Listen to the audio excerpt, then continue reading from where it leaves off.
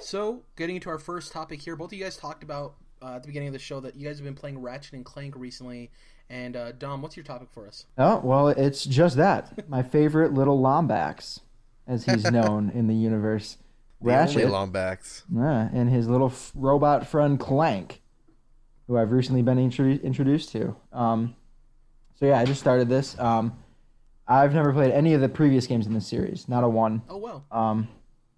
So I mean, this was like an obvious, like one of the easiest buys I've ever made. Right, $32 after my Amazon Prime discount or whatever, for this game that everyone's been raving about. I mean, it was the easiest decision I've made in a while. So I love it so far. It's damn beautiful. I mean, everyone's been saying it, but it really is like playing a Pixar movie. It seems like you got a steal on the price. Yeah, I, they have to be selling these like gangbusters, and hopefully they're making enough of a profit on it at only $40. But yeah, it's just great. I mean, I haven't played a like a mascot platformer like this in a long time. And this was a much needed change of pace for me, especially right in the middle of Dark Souls 3. It's nice to jump out. Completely night and day.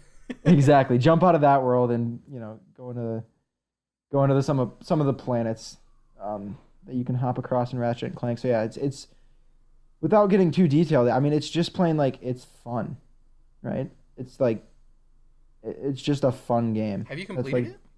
Nope, I'm about 4 hours in or so. Okay, are you taking like the leisurely route? You're spending time with it, having fun, just Leaning back on my couch, just jumping around, shooting robots, having fun. Yeah. awesome. So I am also enjoying it quite a bit.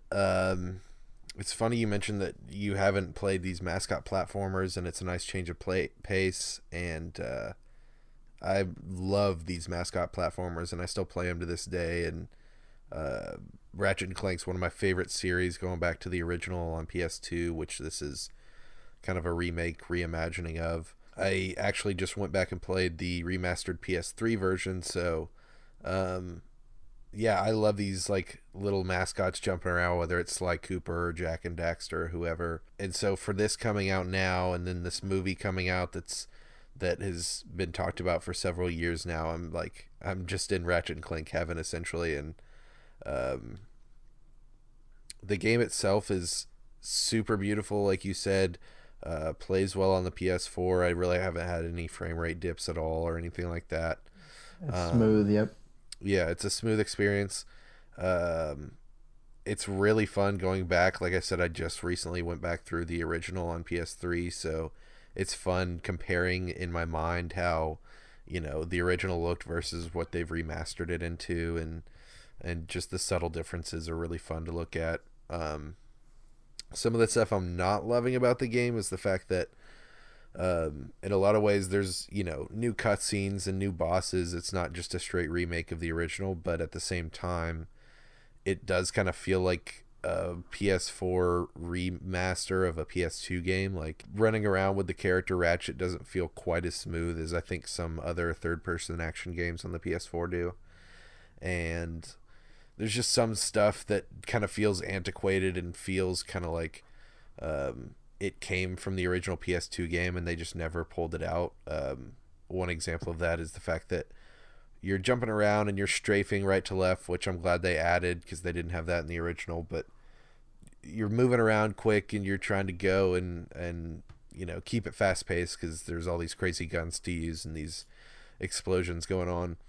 And then all of a sudden you get hit and it totally stops your character, and Ratchet like does this thing where he kind of steps back for a second. He's like, whoa, got He's hit. just a flimsy little Lombax, man. I get that, but you wouldn't see that in really any other third person action game. Like you can get hit and it'll take your health down, but it's not going to stop you and completely interrupt the pace of combat and just throw you off totally. So I felt like there's little things like that in the game that feel kind of antiquated, like they should have been taken out since the original PS2 version. But who knows? I really think we're going to get a sequel with this. I think this is kind of resetting the Ratchet and Clank universe, and then I feel like we're going to get a full, hopefully $60 because it's worth $60, but just a full-fledged new PS4 Ratchet and Clank that isn't remaking old worlds. That would be really nice because then they may take out some of the stuff that I was talking about. I'll say I definitely agree. The controls, it's not quite as tight as I would like, especially coming from Dark Souls, which has like probably the best like third person controls ever, in my opinion. It's like it responds exactly how you want it to. Yeah. That being Dark Souls, whereas yeah, Ratchet, he's a little, I don't know, floaty maybe is the word. I don't know. It's just He's not quite flopsy. yeah, it's not quite as tight as you'd like it, but that kind of precision isn't needed in Ratchet and Clank like it is in Dark Souls either. Yeah. But then one other question really quick. The original Ratchet and Clank was on PlayStation 2 or 3? 2, Two. and then Two, okay. the first 4 games were on PS2, and then the next 3 were on PS3. Oh, there's been a lot. Yes. And those are just the main parts of the series. Then there's 2 or 3 more spin-offs on the PS3, and a couple PSP games in there. Size matters. I've played them all, man. I love me some Ratchet and Clank. So I didn't play this game. I obviously don't have a PS4. But there's some takeaways I have from this that make me excited. So the first takeaway is that this $40 price point with The Witness and now Ratchet and Clank, both those games are really solid. They did well critically. The Witness did well commercially, and I don't think we've gotten super raw statistics on Ratchet and Clank, but you can say it sold pretty well from the looks of it. I think opening up this $40 price point for games is really interesting. It shows that you can have a quality product. And as The Witness is a new IP, and Ratchet and Clank is an old IP, so it works with both of them. So it's pretty interesting that it's opening up this $40 avenue. I think that'll be a bigger avenue for people once we get more towards digital distribution, not having to worry about retailers. The second thing is, I think you're saying you miss these mascot platformers. I think this shows game developers that people will play these games, and there is a way to make these games relevant in today's day and age. I think that's great. Oh yeah. I want my Crash back. I want my Spyro back. So Yeah. Jack and Daxter. what's out there? What's out there right now that I'm missing as far as platformers go? Well, real Insane. quick, speaking of Spyro, shout out to Spyro, because I had a buddy talking about Spyro when I was bringing up Ratchet and Clank, and those were the days back on the PS1, man. Shout out to Spyro real Right. quick. What's the one that's coming out that's by the Rare developers?